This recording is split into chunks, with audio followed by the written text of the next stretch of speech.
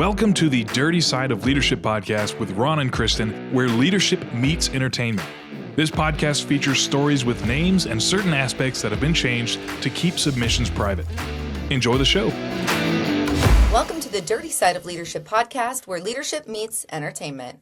I'm your co-host, Kristin Sokolov, and I'm joined by my co-host, Ronnie Ward. Ron, how's it going this morning? It's going great, Kristin. I was talking to some people about the podcast the other day. When I told them that our little catchphrase where leadership meets entertainment, they loved it. So, Hello, we got some new listeners. I know that for a fact. Welcome. Now, that is exciting. I love that guerrilla marketing, Ron. Yeah, that's the way I do it, Kristin. Absolutely. Go out in the jungle, work the crowd. For those unawares, on the street marketing. Boots on ground. That's right. All right. Tell us what we're going to be talking about today. This is Ron's baby. As you know, I say that a lot, too. Yeah, I'm very excited. You find out who does the work here, folks. I'm very excited about this episode because we're going to talk about something that somehow has kind of been forgotten, and it was so groundbreaking that it altered psychology. So you don't want to miss that. We're going to be talking about the Stanford Prison Experiment, but also the dynamics about power and authority. So this is going to be a good one, Kristin. Oh, yeah. Yeah, I was reading through it, and I was not familiar. And it's a wild topic that I haven't heard brought up ever in my lifetime. But to your point, you're saying that people have forgotten about this, and we're going to bring it back to life today. And, to what you just said, I think that's why this topic is so interesting. Most people can identify a leader who was changed by power. And, the harder question is whether we'd be any different. Yeah, that is the question, because power is one of the greatest tests of character. I used to always tell people, if you really want to know someone, give them authority or get them intoxicated, one or the other. Oh, my gosh. And sometimes people get both, and that's where it's really concerning. Yeah, that's a fact. So we're going to dive into talking point number one, what is power? And, people are going to go, obviously, I know what power is, right? But when people hear the word power, they're usually thinking, what, politicians or CEOs? That's not always the case. It's not the case at all. Coaches have power. Supervisors have power. Teachers have power. But I want to bring in another dynamic. I mentioned this in my book. There's power in the playground. When you are 5 years old, there's people that approve or disapprove you playing tag, or the people that get to choose are usually the leaders. So I'm just saying there's power dynamics that play out from the time we're a little kid with our parents and our peers all the way up to where we are right now. Absolutely. Ron, I see this, people joke around about this in TV shows and in movies, and it's when they're being picked for teams. And they're like, oh, this brings me back to elementary school when I was picked last for the kickball team or whatever. And, you're talking about power on the playground. That's one thing, absolutely. I think the PE teacher, which my dad was for 30 years, they spot a leader and then they let the leader pick their teams, right? And so we have two leaders here. And so even at that young age, they're identifying people who they feel can put together a good team. And then you have the people who are now, they're looking, some of them are just going to choose their friends, whether they're great players or not. Right. But it's hurtful. I mean, I was athletic, so I was never picked dead last. But I know, the dudes would pick the dudes first, and it doesn't feel good. So that power dynamic is everywhere. Kristin, and, I used to joke about Southwest Airlines. Remember, you could walk in and pick your seat.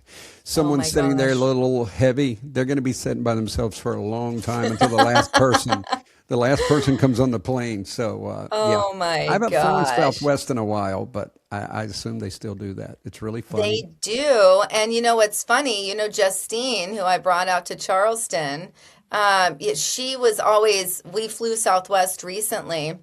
And I had to put my head down and avoid eye contact because she went and got a burger and ended up getting on the plane last, and everyone wanted to sit by me.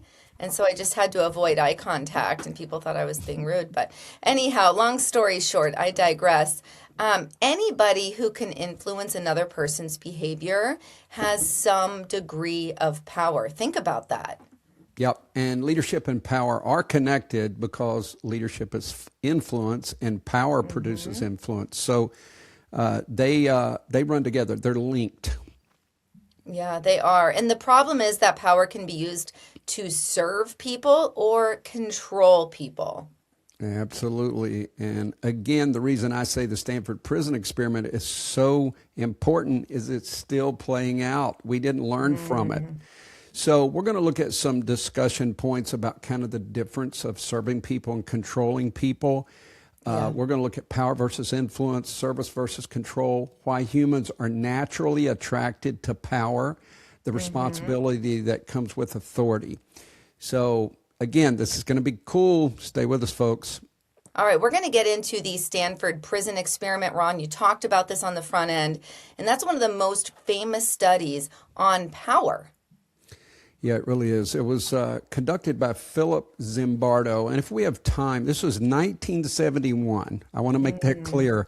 He also came up with the Lucifer effect, which is a part of that. And both studies are interesting. But again, we're going to break down the Stanford experiment for you folks.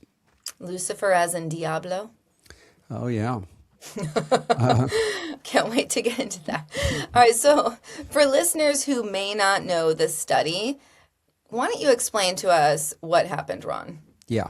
So researchers recruited 24 psychologically healthy college students. So you had to complete this application process and you were chosen. They weren't criminals. They couldn't have a criminal background. They weren't troublemakers. They were in good standing.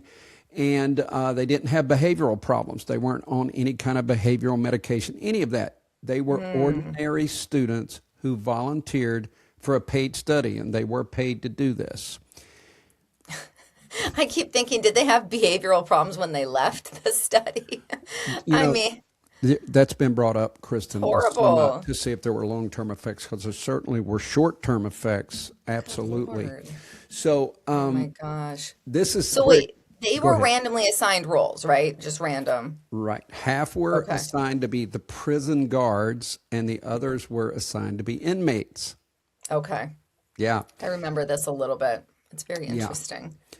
So very quickly, the guards were given uniforms. Think about this: whistles, mirrored glasses, so they didn't have to, have eye contact. Yeah. And authority over the prisoners. They basically said, "Here's your uniform. You're in charge." Okay. And I thought this part was very interesting. So the prisoners were given numbers instead of names and were treated like inmates. And by the way, they had the students arrested by real police officers and fingerprinted. Oh, wow. That's how real they made this. So by the time they came into this, they've already been arrested and put in prison.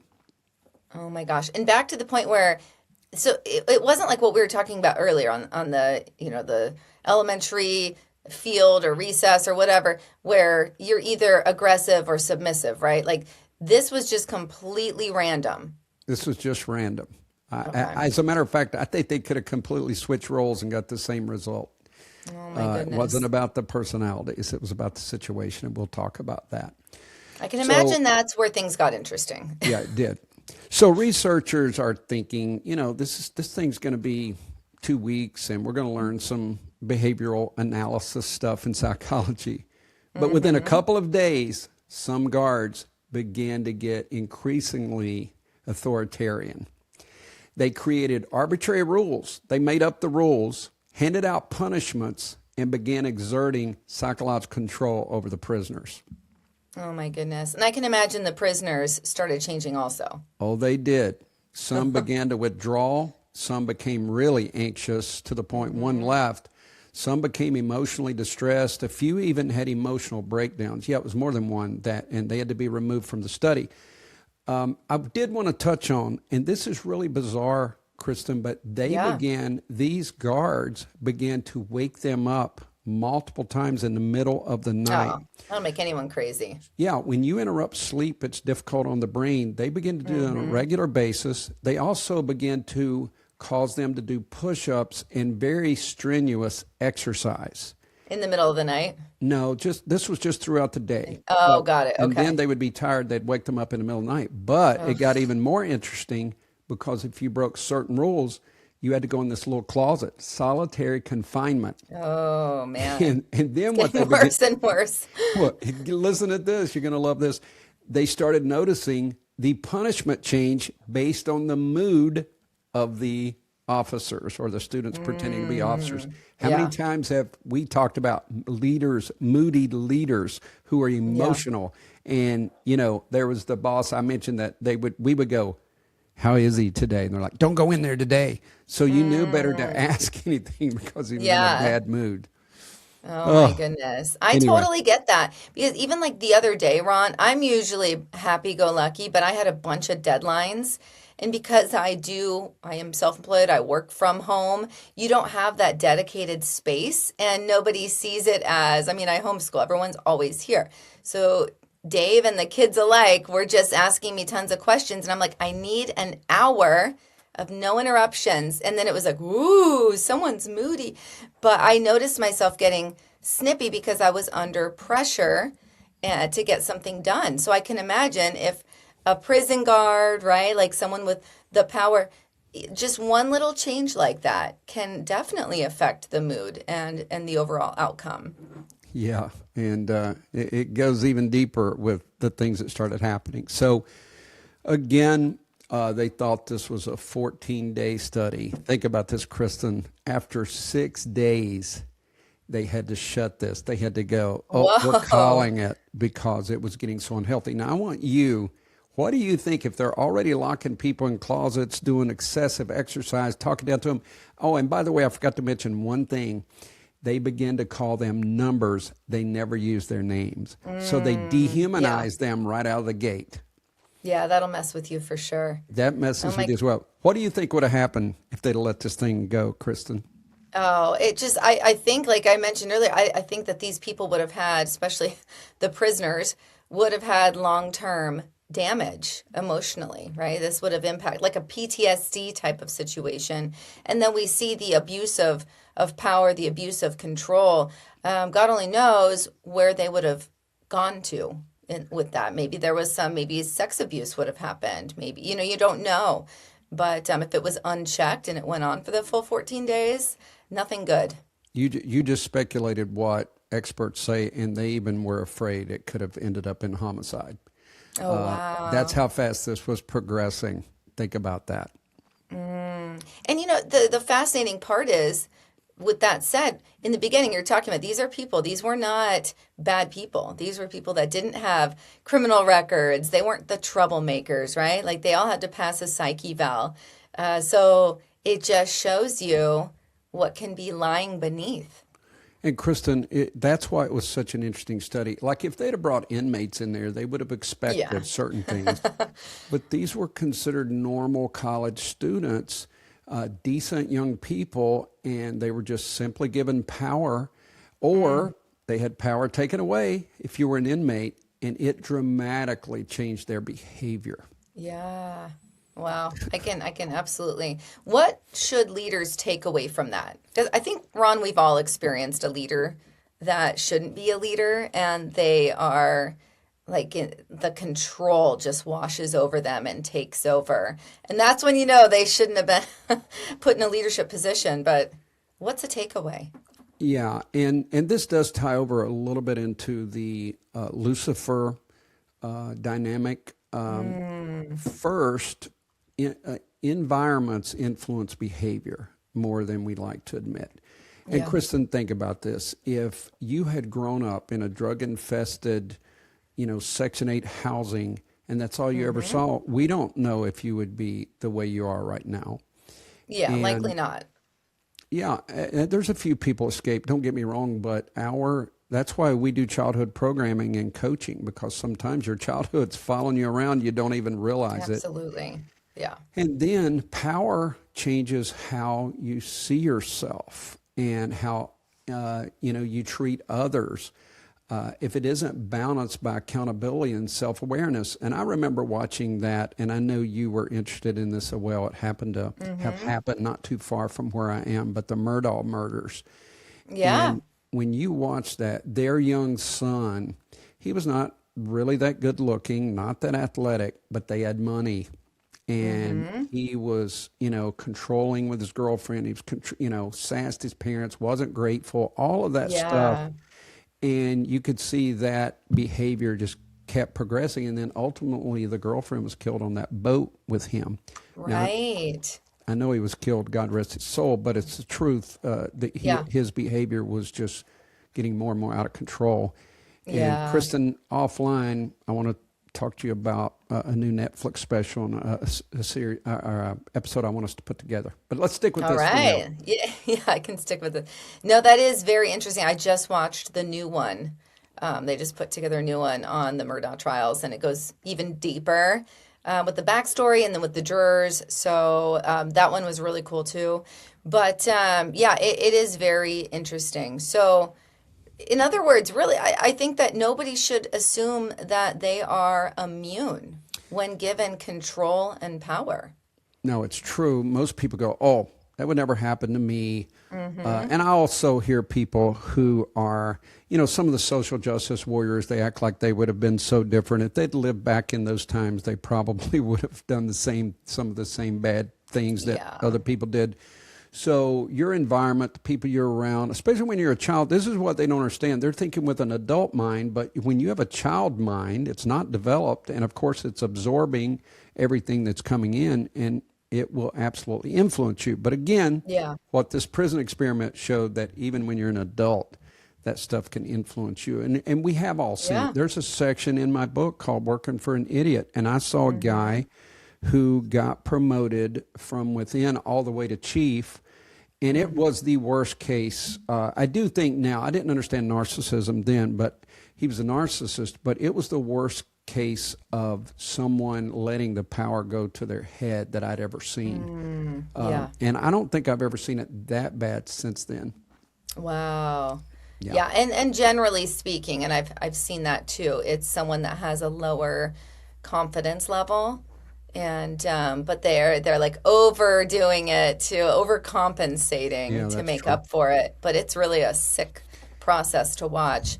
I think the kids in the experiment probably thought the same thing. They thought that they were immune to it, right? It was like, as you were telling the story of them being chosen, they're getting paid. I bet they thought it was funny in the beginning, right? Like, oh, we're getting our prints taken. Oh, we are getting booked, right? Like, I can imagine they were all laughing together, thinking this is going to be fun. And that wouldn't happen to me. I'm not going to change. I'm not going to get affected by this. There's one thing I can guarantee you. Kristin Sokoloff and I would have volunteered for this study. We would have been all in.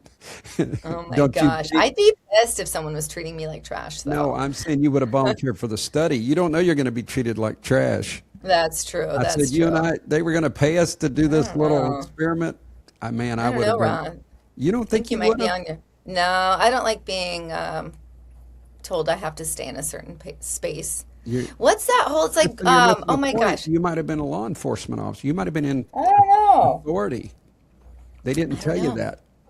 Yeah, that's true. That's true. Maybe, Ron. I'll give you a maybe. Ron would have joined. Are you kidding? I'd have been on Naked and Afraid if it was oh available. My gosh. I have that whole... Is Goldilocks the one that had the long hair? Throw down. No. Rapunzel. I have that whole Rapunzel thing where it's like, if I have to stay somewhere, then I feel like I got to get out.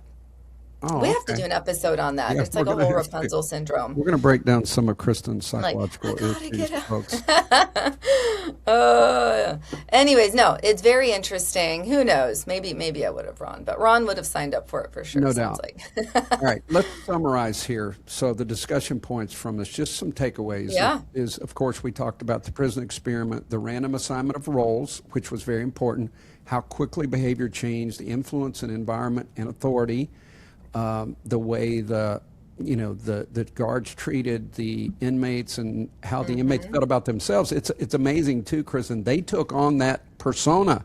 They got the self-esteem of an inmate, and then why accountability matters and power isn't just it doesn't just revoke character. It can shape behavior. And if someone wants to be a leader, you need to start preparing now, because you do get authority. And you've got to understand how to treat people before. And the worst thing can ever happen is they just take the most dynamic person that's got that big personality and they promote them just because they think they got good people skills. And I think that's a gateway to this type of behavior. Oh, absolutely. And it made me think of the fact, Ron, where have you ever been in a situation, I don't know how it was where you worked, but where there's like an interim manager Oh, or absolutely. leader.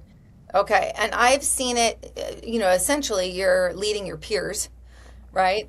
And that happened in the bank a few times, and I was one at one point. I knew these were still my peers. I was just helping lead, so I didn't overstep my bounds there, but there were plenty of people that did.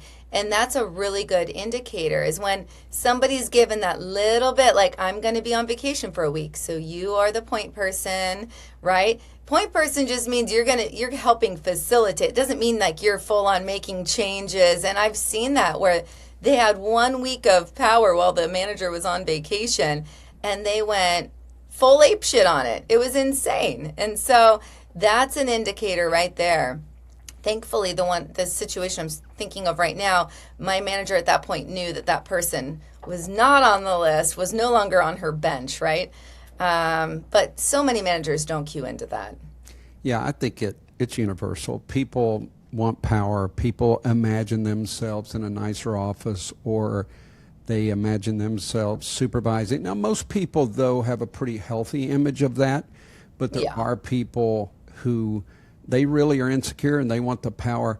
Kristin, one time this guy, and he's a good guy, but he filled in for me. We called it acting. You're the acting division chief or acting academy director. So I'm in D.C. and he sends a picture, emails a picture to me, and he's got his feet propped up on my desk. He's a great guy. It was funny. We laughed. I kid you Yeah. not.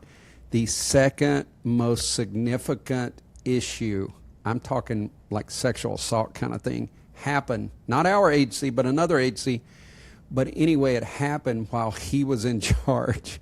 And he got drugged through the coals. He had to go to meetings because it touched Oh on my our God. agency. So anyway, when I finally got back, like the following Monday, I walked into his office and I go, "Hey, you like me now?" He goes, "Dude, Oh my he gosh. goes, You you can can have it have it." back. Which that was good for me because sometimes Yeah. when you're in the plush office, people have no idea all the different issues that you have to deal with. Yeah. I mean, it's wild, Ron. Even something as small as I've been a homeschool director for the past 3 years. And yesterday I was with all the moms, and this is the first year I'm not doing it. So I have no idea what's going on behind the scenes. Thank goodness. I haven't had to be at meetings, nothing. One of the moms was like, I have to fill you in, the person who's the main director. She's like, you got to be Sweden and you don't have to be part of, or what is it? Yeah, Sweden or Switzerland. I don't know. One of those two, but I didn't have to be part of any of it. And there was major drama happening behind the scenes. And I was like, it's so nice now not to have to be in that, because people have no idea when they're not in a leadership role what is actually happening that you don't see. Yeah. I think we could call power really the amplifier. It amplifies, or it puts you under a Yeah. microscope. Insecure people, here's what happens. Power just magnifies that insecurity. It Yeah. just makes it worse. If you're arrogant, power magnifies arrogance. It really does. It's what's already there, but it makes it deeper. But it still makes me wonder about those college students. Yeah. And you got to be careful, because if you're a humble person, it'll magnify the humility. Yeah, I think that might have been something that I'm a humble person, and I do think my humility was magnified, and the wrong people can take advantage of that for sure, and see it as weakness. So you have to put them in check. But no, all of these are extremely valid. And, power might not create those traits per se. No, it just simply gives them room to grow. It gives Yeah, you an yeah, yeah. opportunity to flourish, whatever's in there. Exactly. Absolutely. It sits there and festers. Yeah. And that's an important distinction because leaders often blame the position itself. Yeah, when sometimes the position just exposed what's already there, and we've said Yeah. that. So, Yeah. Yep. some points to remember on this, folks, is promotions and personality shifts, and hopefully that doesn't happen. And I've known some people that didn't change a bit, which I loved. But That's amazing. yeah, power's an amplifier. Character under pressure exposes a lot of things. And then personal leadership observations, we looked at how this all unfolded. And I think if you are a leader or manager, especially if you're on the hiring committee, you need to make sure that you got people that are reasonably mature and reasonably balanced and humble before you give them the title. Yeah, absolutely. And, we did a whole episode on the beauty bubble. Do you remember that? I do. That was, It was like by the way, early that was on. one of our really popular episodes. Yeah, it's super interesting. We might have to replay that throughout the summer. But this is the leadership bubble. So we're bringing this up because, one of the biggest dangers of power is isolation. Ron, you've mentioned the fancy office, right? Like where the leader is sitting away from the team, away from others, and they are in that office. And that can be isolating. No, it's very true. Not only isolating, if you get burned a few times, you're almost in there like hiding, or you're Yeah. in there angry because, we do pick on managers a lot, but sometimes the managers get abused and then, they just want to go in there and do their job and stay away from people. So I Yeah. actually coached someone not long ago that was so burned out with their staff, they didn't want to see them. So, there's all that dichotomy, but we'll stick with Absolutely. this. I think, the higher leaders rise, the less likely people are to tell them the truth. So you're getting this tainted viewpoint. You're not necessarily, and you and I both joked about brown nosers. They tell you what Yeah. you want to hear. Yeah, And exactly. what's some things you've seen? Oh, just like where people don't want to upset the boss. And so information becomes extremely filtered, Yeah. like the yes man, the yes woman, right? Like, and that's not a good thing. And bad news arrives late. And there's nothing worse, though, than the manager that shoots the messenger, right? Yeah. When you tell them, you're just dreading to tell them because they're going to just have this explosion. Of course, Right, there's right. no real feedback. Disagreements are rare, and that's not a healthy collaborative No. environment. You've got to have that psychological safety so people will come to you and have the hard discussions. Exactly. We did an episode, maybe last year, and we talked about all these businesses that had failed.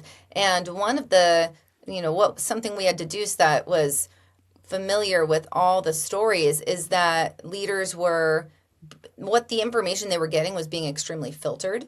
And we did find that there were some very difficult personality traits at the top. And so they weren't being told the full picture. And so that, that ultimately led to these businesses. I believe Enron was one of them, businesses failing. Yeah, you're exactly right. And I do a training on the perception gap of how people have perceptions. And this is the interesting part, Kristin. Almost every leader I've ever dealt with or coached, they always say they're approachable, but then I witnessed or in some conversations and they're so ticked off because someone gave them feedback, but then they go right back, they're like, you can tell me anything. Well, Yeah. if you get ticked off, they're not going to be telling you anything. So Yeah. I guess some takeaways from this would literally be the perception gap, and maybe we need to talk about that in more detail. But usually, Kristin, people have at least a 20% gap. Like if you and I were in a meeting, if we work together, I'm going to walk away with a different perception of that meeting than you, and it can Sure. be even in a healthy environment, 20%. It could be 50% though. Yeah. And then when leaders isolate themselves, it's very challenging and it creates psychological trauma. And they're going to it's going to exhibit itself with their employees. Yeah.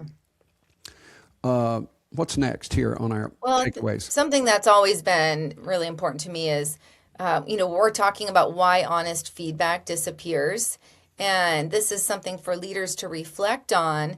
And it's like, how do you handle that transparency when it's brought to you in the appropriate manner? We've talked about that, Ron. It's don't make your leader look bad in a meeting. Okay, that's not the place to bring back this honest feedback. But when they are appropriately presented with feedback, maybe a can do better type of situation, how are you handling it?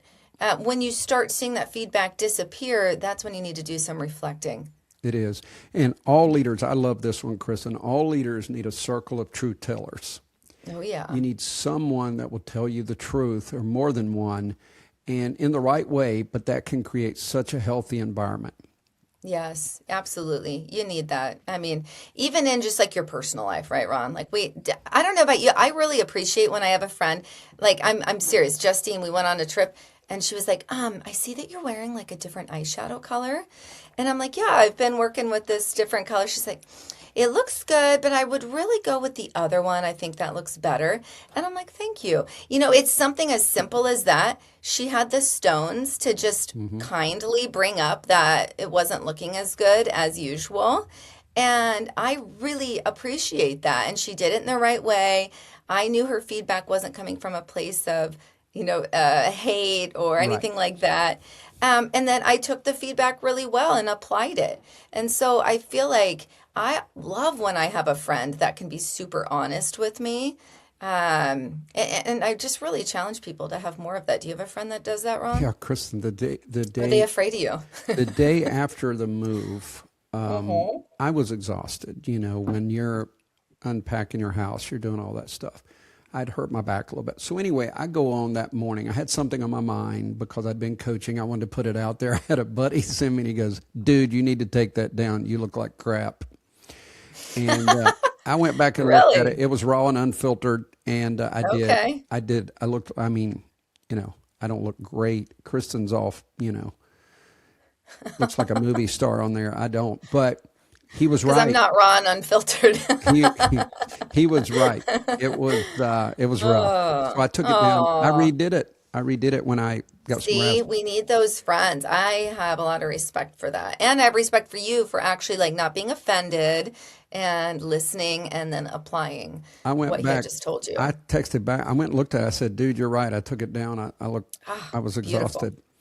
But even today, Kristin knows this. I had my little grandson as a house guest, and he's a kicker. He is. That was so much fun. He gets on. He's like, I'm going to be your co-host today. And I was like, all right, so much better than the other guy. And then he looks over at you, Ron. He's like, he practiced that. But by the way, he still remembered you. He said, I want to say hi to Kristin. I said, okay. That's so cute. He's very personable. Yeah. And he's a good-looking little guy. I mean, he probably looks rough because I did his hair, but... No, he's adorable. Oh, yeah. No, and I love that he was confident enough to just carry on a conversation with me for 5 minutes. Yeah, he's confident. Yeah. No, no, he's wonderful. So I thought that was really cool, and I love all the things you guys are going to do over the summer together. I just think that's really awesome. It's called Papa Ron and Nathan's Summer Playdates. That's what he named. He named it. And by the way, when he told me to put Five Guys on there, he put and peanuts because he likes to. I love Five Guys burgers and fries. He likes. That's fun. Yeah. Aw, and peanuts. Kristin, That's so let's cute. get into my favorite. Let's take this home. Okay. You're like, let's get into my favorite. The end. That's my favorite too. No, I'm kidding. Oh my goodness. All right. So you want to talk about leaders who did this well? I want to talk about neuroscience. Oh. Power in the brain. Power in the brain. We can't do an episode without bringing neuroscience into it. Exactly.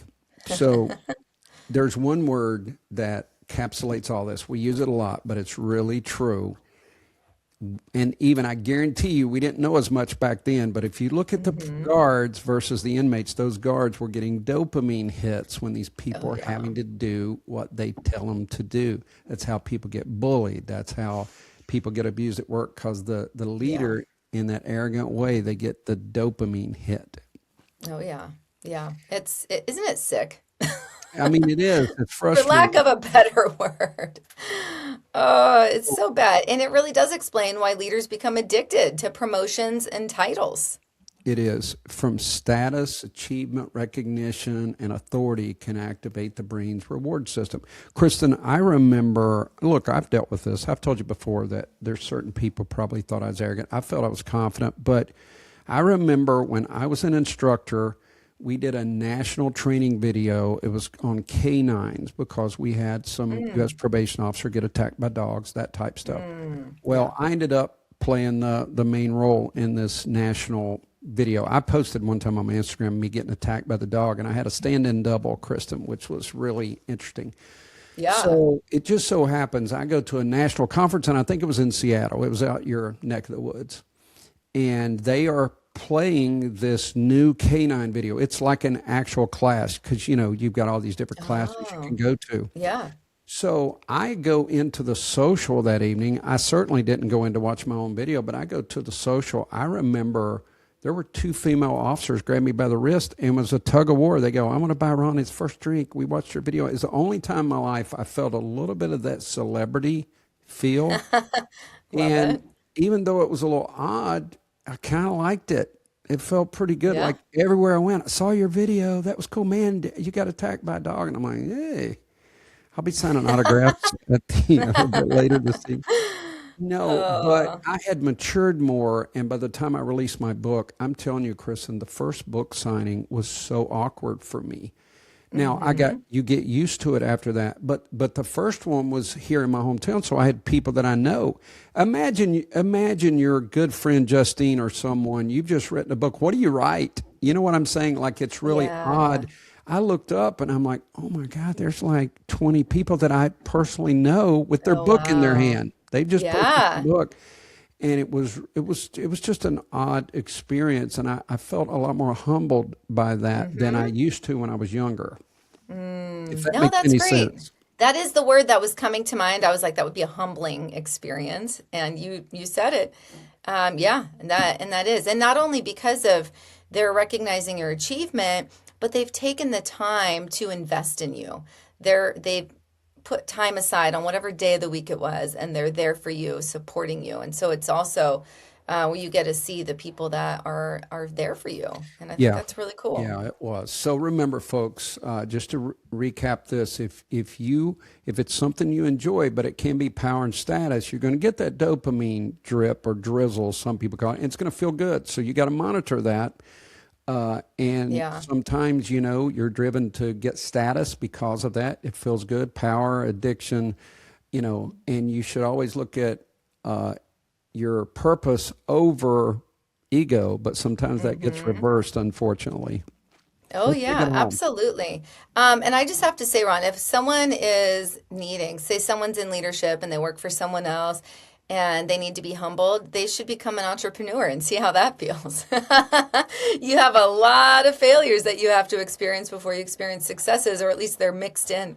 So that can be a very humbling feeling, Ron. But man, doesn't it feel great being on your own when you have a success? Well, it does when you're having successes, but 2025 wasn't the best year. But Kristin, as you know, I'm working on a new book, and you're in there this time, Kristin. You're going to be a part. Sweet. You're going to be a part of this. So I'm excited. Yeah, it's if you get arrogant, get a partner that humbles you. That's the name of the chapter. Oh my gosh, is it really? Or are you just messing around? I'm like, did you really? Get someone that makes fun of your Southern expressions, your Southern accent, all of that. Oh, that's amazing. No, but I want to flip something on you, Kristin. Yeah. Only because I just watched it. So we want to talk about, and this is the ending, folks. Thank you for staying with us. We're going to be quick. Ron always thanks you guys. Thank you for hanging in there with us. I think of sermons when the pastor goes, "We're coming to a close," and right after this, You're and like, then amen. they go into like the second sermon or something. Got it. Yeah. So I just watched this special. We were going to talk about leaders who were able to handle power. And Kristin and I have already told you it's estimated over 70% of U.S. presidents are narcissists, or at least have strong narcissistic qualities. Yes. So we were going to talk about George Washington because, he's so amazing. We were going to talk about Abraham Lincoln. But Kristin, just because, and I highly recommend this to anyone, I just watched the special on Ulysses S. Grant. It's funny that S was not even his middle name, but it was a misprint when he enlisted. So they started calling him U.S. Grant. But I'm going to make a strong statement here, folks, but do your real research. Don't look at edited history. Ulysses S. Grant should be up there with Dr. Martin Luther King Jr. He was so amazing.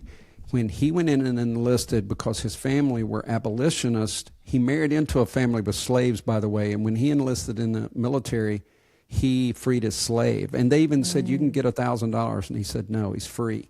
So he lived it. So then he was poor. he starts working his way up, and he could ride a horse like no one's business. So that's what got him a lot of notoriety, because he rode right by the enemies hanging on the side of his horse one time. Wow. So other generals start losing. A lot of people don't know this, but Lincoln had to fire general after general after general because the Southern troops were beating them, especially Robert E. Lee. So Grant took a whole different posture. He began to win battles. So eventually Lincoln's like, this Grant guy is the only great general out there. So he puts him over the whole military.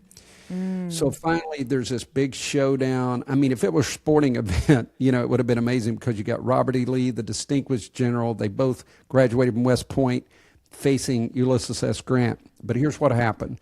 Lee could move troops, so he would just retreat and move.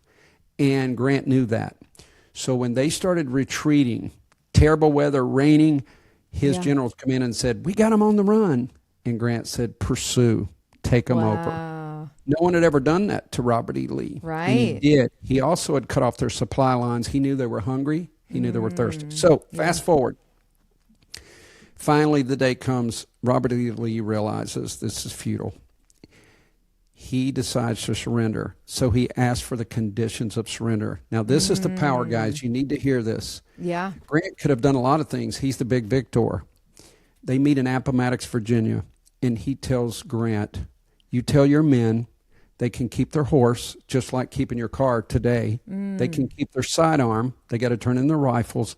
He said, "Tell them to go back and feed their families." Oh, wow. And rebuild.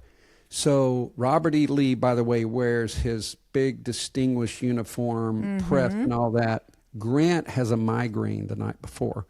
He suffered migraine headaches. I never knew this, Kristin. He suffered migraines throughout the war. Wow. So he can barely, and they're doing all these old remedies that don't even work. So he were they bleeding him out? Well, they didn't do that, but that's an interesting one. Yeah. So Grant puts on his jacket. It's not even clean. He comes in his battle-ridden uniform. So you got, and by the way, he shakes Robert E. Lee's hand. He goes, "We met at West Point." And Robert E. Lee said he didn't remember it. So anyway, they met and signed these agreements. And Grant tells his people, feed them before they leave. He feeds like I had no idea. He feeds like 25,000 troops, and they're starving. Yeah. This is the beauty. And I get emotional thinking about this. When Grant dies, Grant goes broke, by the way. This would be something you definitely need to get your kids to watch. But Grant goes completely broke. Mark Twain approaches him about writing his memoirs. He gets throat cancer.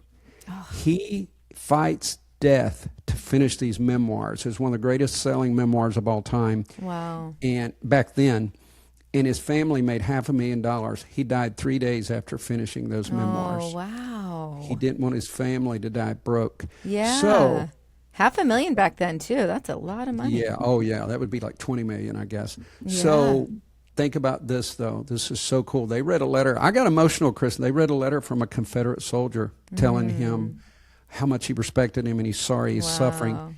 So when they did his funeral, there's a whole Confederate army. Troops come from all over, from the South, to honor Ulysses S. Grant. That is powerful. He became president. Like, I got chills talking about this. Yeah. And then what happened is then the Southern Democrats get elected in the House, and they start writing books that altered history, calling him a butcher, calling him all this stuff. And a lot of people, folks, not to be political, but they always think, they don't realize it was all Democrats back then that did all this. Yeah. And Ulysses, of course, a Republican, and they took over history. And, they always say history is written by the victor, or Winston Churchill did. But in this case, they kind of flipped the script on the memory of Ulysses S. Grant. Oh, my gosh. I need to watch this. Where was the documentary at, Ron? You've got to watch it. I think it was on Netflix. Is it really? Okay. Those documentaries are so well done. But this one is emotional. I'm not kidding. Okay. When you think about everything he sacrificed, of what he did, especially to free the slaves and all that, and then to have his memory tarnished is quite amazing. And by the way, it's a funny side note. He went into business with this guy who did the biggest Ponzi scheme that had ever been done. Grant didn't know he was doing it. Guess what his last name was? What? I have no idea. W-A-R-D. Oh, no way. I would not have guessed that. the biggest scammer of Oh, to that, Ron. up to that No point. relation, Ron? I think it's my cousin, but Oh man, that's wild. I noticed they're doing a bunch of documentaries for the 250th anniversary of our country. There's a whole bunch of documentaries that I can't wait to watch on there should be prior And presidents. I hope schools are showing these because some of them are really accurate, more accurate than some of the edited history books. So It's refreshing. all right, we won't get into that right now. Kristin, Is it time to close, Ron? I'm going to the pool. What's your day look like? Yeah, honestly, it's very nice out, so I'm going to be laying out. And we keep the hot tub at a low temperature, so similar. I can't swim in it, Ron, but First world problems over here, folks. Exactly. Awesome. Well, have a great time. And everyone, thank you for listening to the Dirty Side of Leadership podcast. Please like, rate, and tell people about our podcast. And we appreciate you. We sure do. All right, be the leader you're meant to be. We'll see you next week.